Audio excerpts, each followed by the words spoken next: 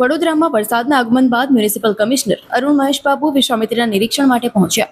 કાલાઘોડા સ્થિત વિશ્વામિત્રી નદીનું તટ સ્થળ નિરીક્ષણ કર્યું. વિશ્વામિત્રીની સપાટી વધી છે કે કેમ તેનું જળસ્તર જોવા માટે મ્યુનિસિપલ કમિશનર પહોંચ્યા. અલગ અલગ ટીમો તૈયાર કરી દરેક પ્રકારની સ્થિતિ માટે વડોદરા મહાનગરપાલિકા તૈયાર છે. આજવા અને પ્રતાપપુરા ડેમની પણ જળસ્તરની કરી વાત. આજવા સરોવર હાલ 209ની સપાટી ઉપર છે. સતત કંટ્રોલ રૂમ દ્વારા નિરીક્ષણ કરવામાં આવી રહ્યું છે. ત્યારે અલગ અલગ ઇલીગલ હોર્ડિંગને પણ ઉતારી દેવામાં આવ્યા છે. સાથે જ 1200 જેટલા ઇમારતોને પણ નોટિસ આપવામાં આવી છે. અમે આજે આપ જાણો છો કે હવામાન વિભાગ દ્વારા નવકાસ્ટ પ્રમાણે અને આઈએમડી દ્વારા રેડ એલર્ટ જાહેર કરવામાં આવી છે. આ 2 દિવસનું રેડ એલર્ટ છે, એટલે ગઈકાલે જ શરૂ થઈ છે. રાતથી જે વરસાદ પડી છે ઓલમોસ્ટ 3 દિવસની ક્યુમ્યુલેટિવ 17 mm છે અને આજે સવારે 9 mmની વરસાદ પડી છે. મોટાભાગમાં વેસ્ટ ઝોન અને સાઉથ ઝોનમાં વધારે વરસાદ છે અને અમારા ટીમ્સ અત્યારે સતત ટીમ ફિલ્ડમાં એક્ટિવ છે. તમામ ક્વિક રિએક્શન ટીમ્સ કાર્યરત છે. અમારા ઝોનલ લેવલમાં પણ ગાર્ડનની ડિપાર્ટમેન્ટ અને ફાયર ટીમ્સ અત્યારે ફિલ્ડમાં છે, જેથી કરીને ઝાડ કંઈ પડી જાય તો ટ્રાફિકને અડચણરૂપ ના થાય એના માટે નિકાલ કરવા માટે પણ કામગીરી કરી રહ્યા છે. નોર્થ ઝોનમાં 1-2 જગ્યામાં પાણી ભરાવાનું દરેક વખત આ સમસ્યા હોય છે 14 અને 13માં.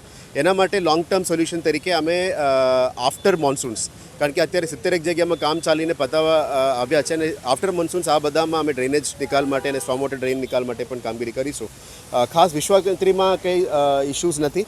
અમે કાલાઘોડામાં લેવલ ચેક કરવા માટે આવ્યા છે. આજે 6.5 ફૂટ છે.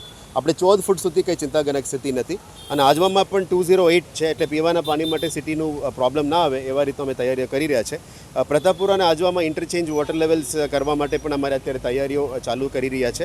આશા રાખીએ કે આ રેડ એલર્ટ દરમિયાન જે વરસાદ વરસે એ સિટીના પીવાના પાણી માટે સ્ત્રોત મળી જાય અને પૂલ જેવી પરિસ્થિતિ ના આવે એના માટે અમે તંત્ર સજ્જ છે. ચોક્કસ મહેનત કરીશું કે તમામ વિસ્તારમાં પાણી જે ભરાય છે એને નિકાલ કરવા માટે મહેનત કરીશું. દિનેશ મિલવાળો પણ એક રજૂઆત મળી હતી, એમાં પણ ટીમ કાર્યરત કામગીરી કરી રહ્યા છે 2 દિવસથી. એના માટે પણ નિકાલ કરવા માટે અમે રેલવે સાથે કોર્ડિનેશનમાં કામગીરી કરી રહ્યા છીએ.